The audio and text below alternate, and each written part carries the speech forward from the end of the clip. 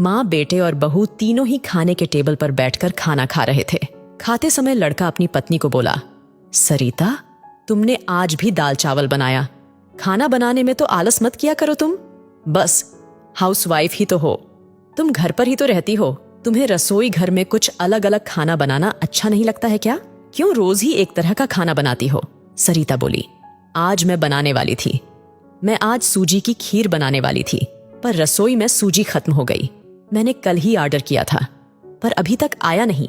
कोई बात नहीं, मैं कल बनाऊंगी। रसोई घर में कुकर की सीटी बजती है और खाने के समय सरिता रसोई घर में आती है। रसोई घर से वापस आते वक्त डाइनिंग टेबल पर बैठकर सरिता बोली कि मैंने कुकर में आलू डाले हैं, शाम को मैं आलू के वड़े बनाने वाली हूं। यह सुनकर उसके सास को भी खुशी हुई। गोपाल बोला, अच्छा है, तुम दोनों को तुम्हारी पसंद की चीज बनाने में और खाने में बहुत मजा आता है। ऐसे में दरवाजे की बेल बजी। सीमा वापस खाने के टेबल पर से उठी और दरवाजा खोला। डिलीवरी बॉय सूजी लेकर खड़ा था। पार्सल लेकर सरिता वापस खाने के टेबल पर खाना खाने के लिए बैठी। तभी माँ बेटे से बोली कि तूने अगर दरवाजा खोला होता तो फिर क्या होता? बेचारी ठीक से खाना भी अच्छे से खा नहीं सकती। तो बेटा बोला, सॉरी, मैं उठ नहीं सकता, मुझे ऑफिस जाने के लिए देर हो रही है। फिर रूम में चला जाता है। वो सरिता को आवाज देता है, मेरी फाइल मिल नहीं रही है, तुम ढूंढ कर दो सरिता। फिर एक बार खाने की टेबल से उठने वाली थी और उसके तरफ जाने वाली थी। तभी सास ने उसे रोका, छोटा बच्चा नहीं है वो, खाओ तुम खाना। थोड़ी देर बाद रूम से गोपाल की आवाज आई, फाइल मिल गई। सास और बहू दोनों ही खाने के टेबल पर एक दूसरे की तरफ देखकर हंसने लगी। गोपाल ऑफिस जाने के लिए निकल गया। सरिता ने सारा काम खत्म किया। रात को आलू वड़ा, खिचड़ी भी बनाई। खाना देख गोपाल और सास खुश हो जाते हैं। सरिता सब काम निपटा के सो जाती है। दूसरे दिन सुबह गोपाल उसके बेडरूम में फाइल ढूंढ रहा था और वह फाइल ढूंढने की वजह से बेडरूम पूरा अस्त व्यस्त कर दिया। गोपाल अकेले में बड़बड़ा रहा था, इस घर में कभी भी कोई चीज समय पर नहीं मिलती है। इन औरतों को कोई काम नहीं होता, इसलिए दिन भर इधर का सामान उधर करती रहती है। उसके आवाज से सरिता वापस उसके रूम में आती है और रूम की बुरी हालत देखकर उसे गोपाल पर गुस्सा आता है। वह गोपाल को पूछती है, आप क्या कर रहे हो?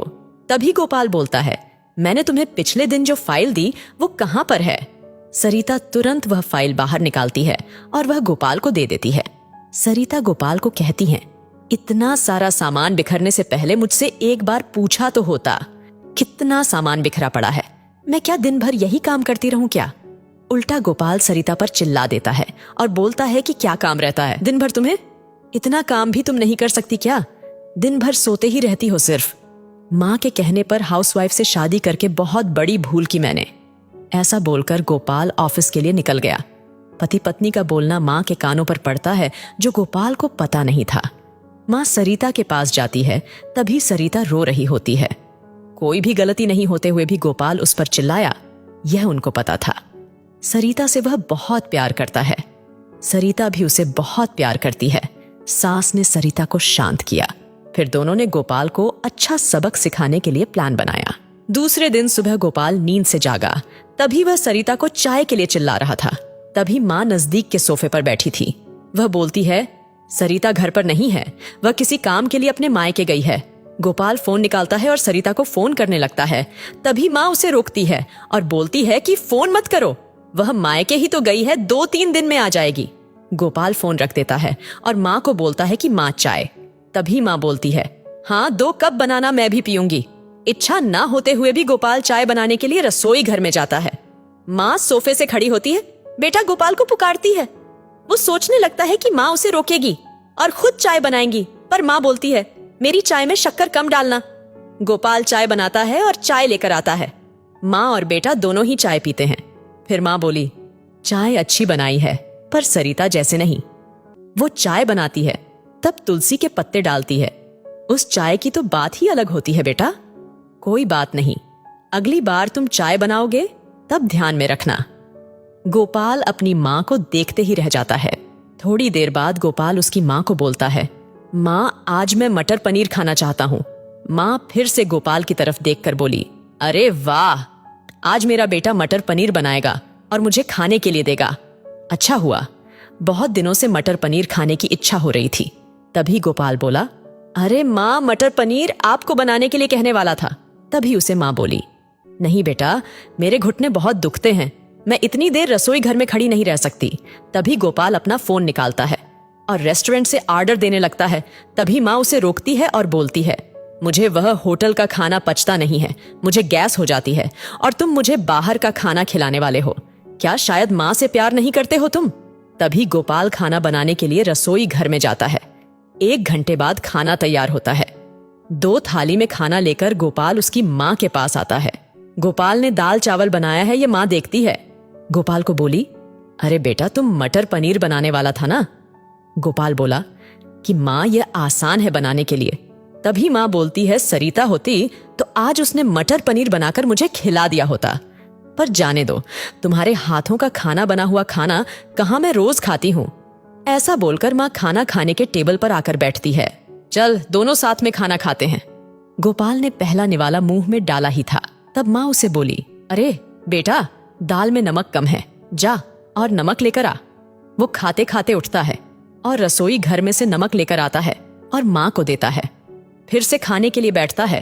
तभी बीच में माँ खांसने लगती है और गोपाल को बोलती है, अरे बेटा, निवाला गले में अटक गया है, थोड़ा पानी लाना। गोपाल फिर खाते खाते उठा और पानी लाने गया। फिर वो पानी माँ को दे देता है। इस सब में गोपाल के चेहरे पर गुस्सा स्पष्ट रूप से दिख रहा था। गोपाल को अब समझ में आ रहा था कि वह सरिता के साथ जिस प्रकार बर्ताव कर रहा था, उसे कितना बुरा लगता होगा। वो यह सब खुशी से करती थी। उसके चेहरे पर कभी भी कोई शिकन नहीं दिखी। वह सोचते सोचते खाना खा रहा था। माँ यहीं पर नहीं मानी। खाना होने के बाद माँ गोपाल को बर्तन धोने के लिए कहती है और माँ उसके रूम में आराम करने चली जाती है। माँ उसे परेशान करने का कोई मौका नहीं छोड़ती। वो गोपाल को बुलाकर चादर ओढ़ाने के लिए कहती है। उसके बाद गोपाल रूम से बाहर जाता है तो उसे माँ रोकती है और एसी का टेम्परेचर कम करने को कहती है। अब इन सभी कामों की वजह से वह चिड़चिड़ा सा होने लगता है, लेकिन कुछ भी नहीं बोल पाता। दूसरे दिन सुबह जल्दी उठ जाता है। उसे ऑफिस जाना होता है, इसीलिए वह जल्दी सब्जी काटता है, पर उसका ध्यान सब्जी की तरफ नहीं होता। वह सरिता का विचार कर रहा होता है। वो सोच रहा होता है, हाउसवाइफ का काम आसान होता है, ऐसा मुझे लगता था, पर सच में वैसे नहीं है। मैं कितना गलत बर्ताव करता था सरिता के साथ। मन ही मन पछता रहा होता है। तभी सब्जी काटते समय अपनी उंगली काट लेता है। वह उठकर बेसिन में उंगली धोने के लिए जाता है। ऐसे में सरिता उसके पास आती है और हाथ पर पट्टी बांधने लगती है। मतलब सरिता अपने मायके गई ही नहीं थी, गोपाल से छुपकर उनके ही घर में थी। यह तो सास और बहू का प्लान का एक हिस्सा था। गोपाल सरिता को देखकर खुश हो जाता है। वह उससे माफी मांगता है। वह सरिता को बोलता है कि घर का काम करना बहुत आसान होता है। तुम घर पर रहती हो, तुम्हें क्या काम रहता है, ऐसा मैं हमेशा बोलता था, पर एक ही दिन में मुझे सब समझ में आ गया। मैं तुम्हें ऐसा कभी भी नहीं बोलूंगा और इसके आगे हम एक साथ घर के काम करेंगे। अगर घर हम दोनों का है तो घर के काम भी हम दोनों ही करेंगे। दोनों की बातें माँ बाहर से सुन रही थी। वह दोनों के लिए बहुत खुश थी।